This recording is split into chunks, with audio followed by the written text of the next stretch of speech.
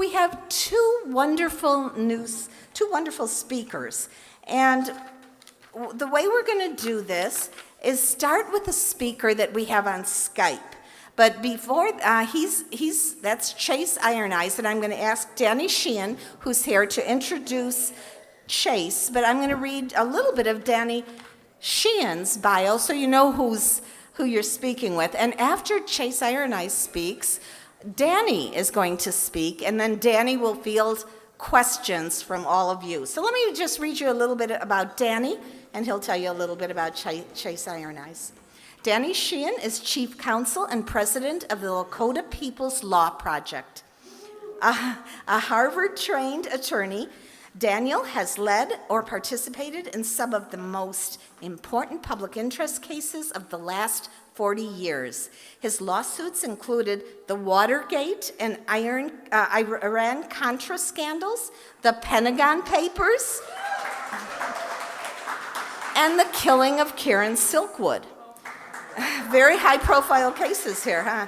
In 1973 and 74, he served as amicus counsel to the American Civil Liberties Union regarding the occupation of Wounded Knee.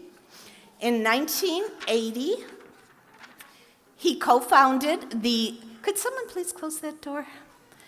He co-founded the Christic Institute, a nonprofit public interest law center that, among many other cases, prosecuted members of the Ku Klux Klan in Greensboro, North Carolina, and represented victims of the 3 Mile Island disaster in Pennsylvania.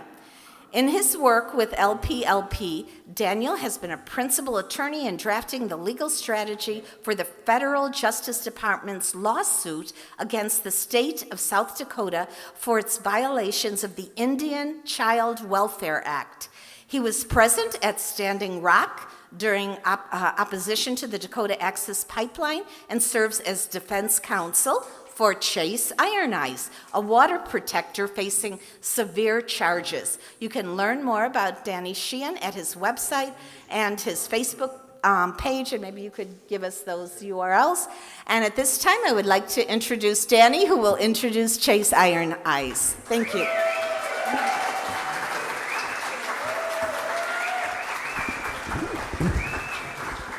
Thank you, guys. I'll be back in a second after Chase talks with you, but I wanted to introduce Chase. Chase is, he was going to be here with us, except that he's up on the Pine Ridge Reservation now because of the flooding.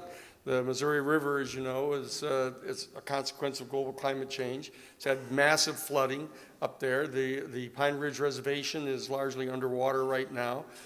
He is helping to coordinate with Julian Bearrunner, who has been the newly elected chairman of the Pine Ridge Reservation. He was a co-defendant with Chase in the opposition to the Dakota Access Pipeline. Out of the 843 people arrested and charged with criminal offenses, Chase was the only one charged with inspiring and generating an insurrection against the state of North Dakota and the Dakota Access Pipeline. And his was the principal defense case in which we challenged the legitimacy of the pipeline even being there on treaty land. And we also challenged the moving of the pipeline from 10 miles north of the 92% white community of Bismarck down to within a half a mile of the 82% Native American Standing Rock Reservation. So Chase is the one that confronted the state, challenged them on the legitimacy of their action from the beginning, and stood with the people there, and it earned him the top of the pyramid in the alleged criminal conspiracy that the Tiger Swan private military corporation asserted was attempting to basically overthrow the state and challenge their support of the pipeline. So Chase is up there now coordinating the FEMA assistance to the reservation. As indicated, Gail indicated, he was the 2016 National Democratic Party nominee for Congress, the sole seat in the Congress for the state of North Dakota. And without any further delay, here's Chase Iron Eyes, the president of the Last Real Indians.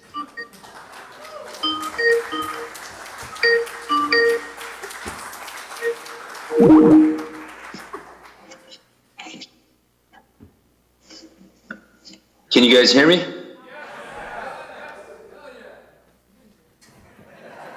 All right. Sorry I couldn't be there. Thank you for that gracious introduction to our lead counsel, who's also he's a warrior in his own right.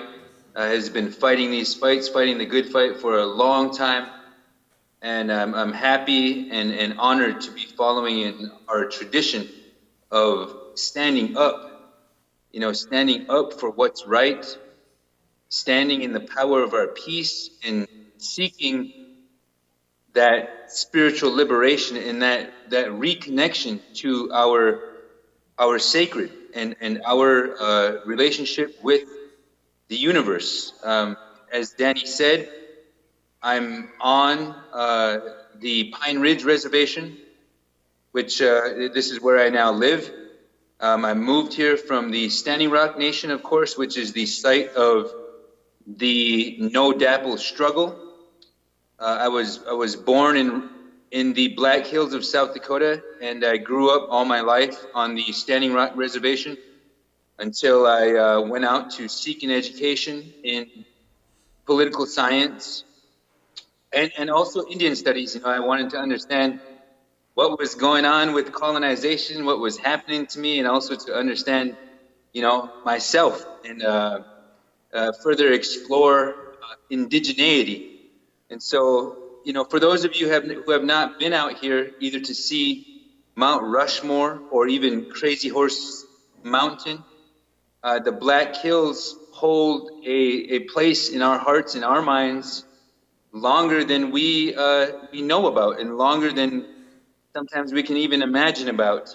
But when I moved here, I go all over the country speaking about the nature of the federal-Indian relationship, that we simply don't learn about this relationship in our educational upbringing in America, in our public school systems. And so we don't learn about the legal, political, and economic subjugation and oppression that is maintained by our country, by the United States, over and against these tribal nations. I talk a lot about it. I think a lot about it. I analyze. I try to, go to the source of these arrangements. And it wasn't until I moved to Pine Ridge that I was able to see it's not something that just happens in academia, or in a conceptual space.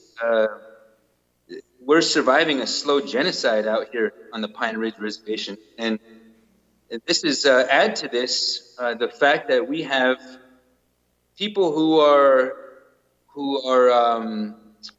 completely country. We have people who are denying climate change. People who, think that climate change is a hoax, and who will spend a lot of time and draw a lot of attention getting us stuck, getting us mired in these arguments that do us no good over time.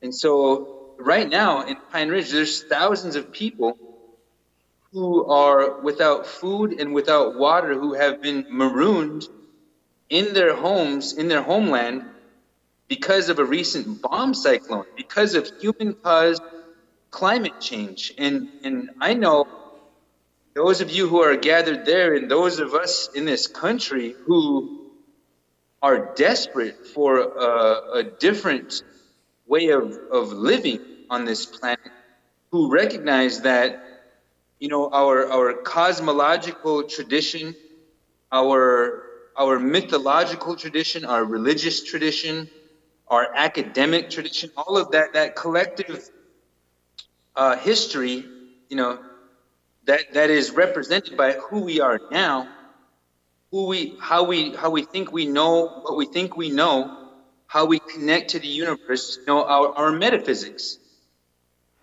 We have been taken on a ride that started a long time ago. When we talk about colonization, we think about Europeans colonizing or enslaving Africans and Turtle Islanders, or what is now called North and South America. That's what we think of when we hear the word colonization. But the first colonization happened to those Europeans, 3 to 5,000 years ago. That was the first colonization of the spirit and mind that separated human beings from their connections, not only to their food source. Think way back in the day when agricultural surpluses and, what we learn about as the dawn of Western civilization, a separation and abstraction from our connection to our food source, a relationship with the sacred, with the waters, with every spring, every creek, every freshet, every river, with a relationship to our sacred sites, our relationship to the cosmos.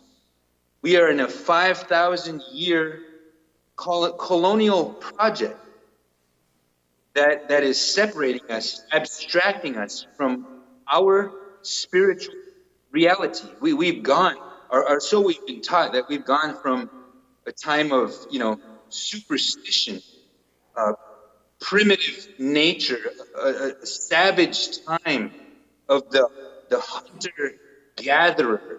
You know what I mean? And we've been taught these tropes. The English language is like a software that operates our consciousness and kind of determines how we interpret and perceive certain things. Our language comes loaded with kind of these imbalances. We'll think of them like that. But it tells us, and I'm telling you this long version, I can't condense 5,000 years of colonization into a 15-minute space that I'm able to share with people today. But you should, think about it on your own. We were told that they brought us out of a superstitious, primitive state into the Enlightenment, into rationalism, into modernity, into a place where science would reign supreme. We have a myth of scientific supremacy. And I believe science. I believe science should be nonpartisan, but it's just one truth.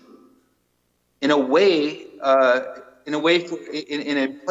human beings to formulate their economic, political, and social institutions. We're in a time right now where we think we can technologize our way to salvation.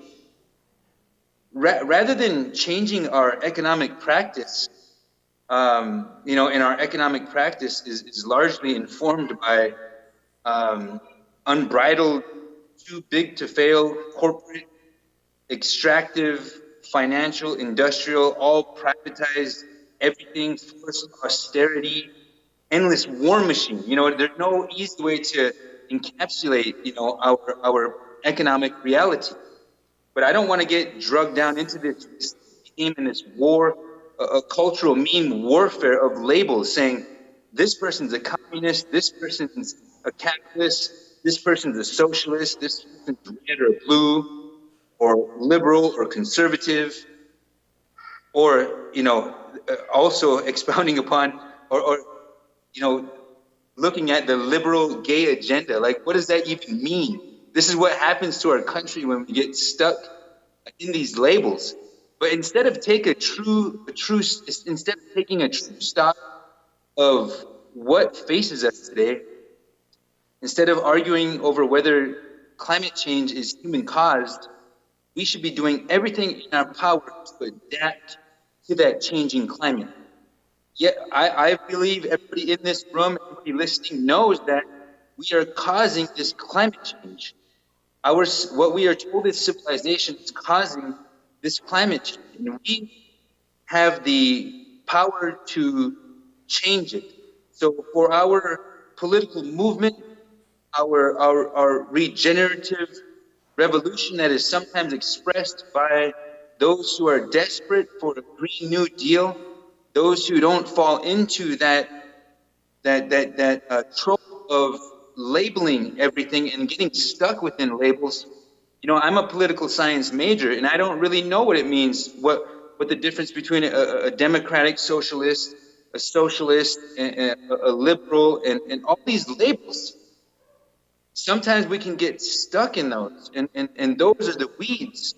And sometimes we're not able to peek our head above the weeds to appreciate the gravity and the emergency that we're in. But those of us who don't care about the labels, those of us who just want to liberate from destruction, who recognize that rich racists are marching us to certain ecological death. And as they're marching us, they're also humiliating the working class. They're also shifting all of our collective wealth upward and giving tax breaks to billionaires and subsidizing our further destruction, ecological destruction. So those of us, as indigenous nations, we definitely recognize that we're living in a slow genocide. We're surviving a slow genocide. But what we're trying to do is reach out to everybody in the American populace, and people should recognize that the working poor, the homeless, those who are born into poverty, all of our relatives in those situations are also surviving a slow genocide.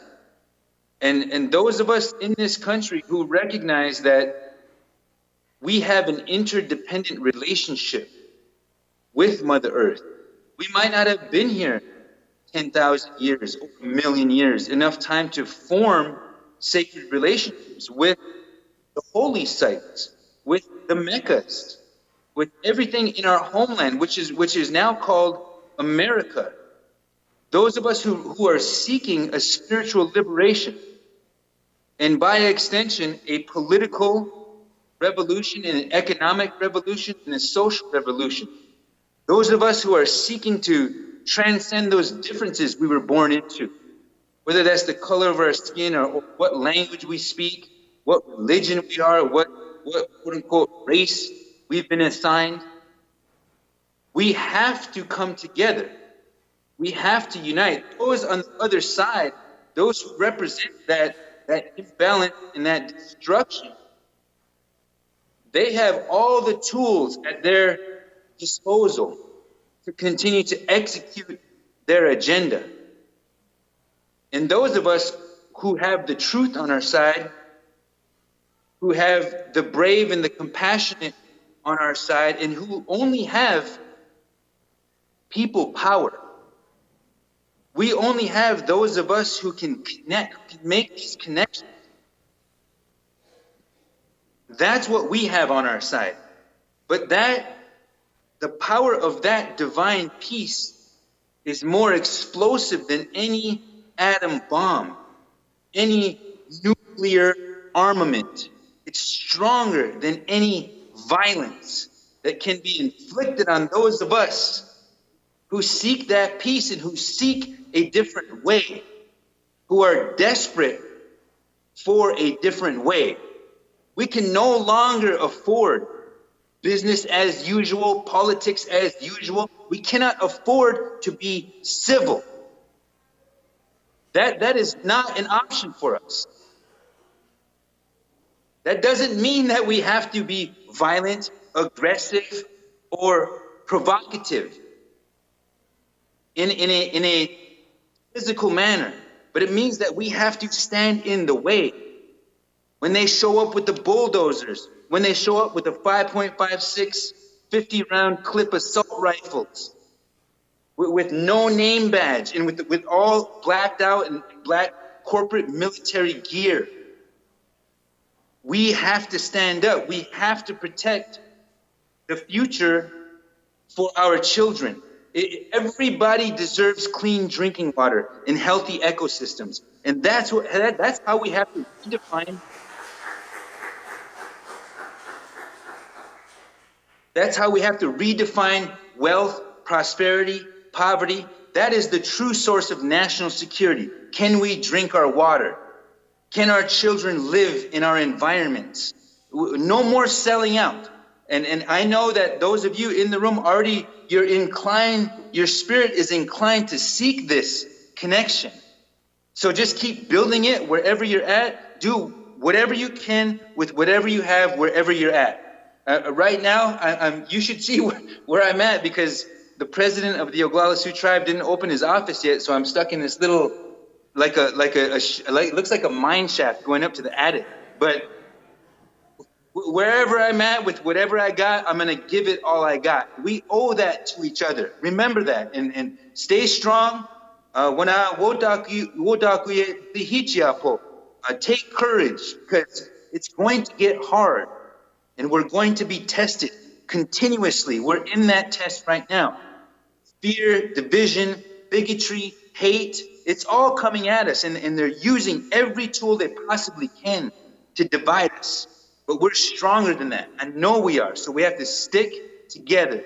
But anyway, thank you for listening to me. I look forward to helping out anyway in the future.